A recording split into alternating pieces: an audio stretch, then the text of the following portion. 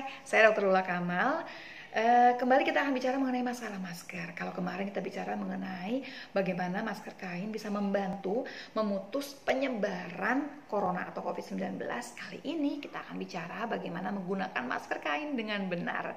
Kita ulang sedikit ya. Ada dua masker medis yang seperti ini atau yang seperti ini, yang N95. Ini adalah dua masker yang khusus untuk tenaga kesehatan, bukan untuk masyarakat. Jadi tidak akan kita bahas. Yang akan kita bahas adalah masker kain. Masker kain apakah harus beli? Jawabannya tidak. Pergunakan semua bahannya ada di rumah.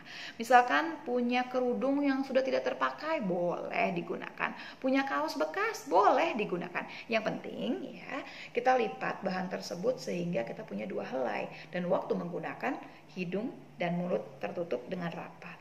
Oke, selanjutnya ada yang menanyakan, lapisan yang lebih berbahaya itu yang sebelah dalam atau yang sebelah luar? Jawabannya, kalau kita yang sakit, yang lebih berbahaya yang sebelah dalam. Karena kemungkinan adalah si virus dan kuman ada di sebelah dalam. Kalau kita sehat, kemungkinan yang lebih berbahaya adalah yang sebelah luar.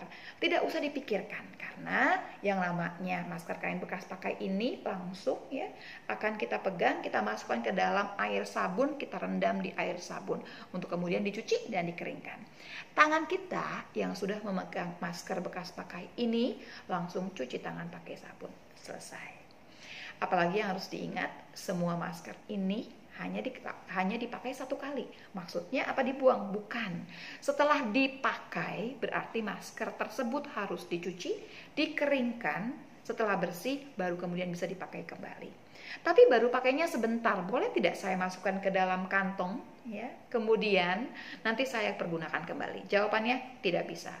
Atau barangkali kalau ibu-ibu dimasukkan nih maskernya ke dalam tas, kemudian besok tasnya dipakai kembali gitu ya, kemudian dipakai lagi maskernya. Tidak bisa. Semua masker cuma dipakai sekali, kemudian dicuci, dibersihkan, dikeringkan, baru kemudian dipakai ulang.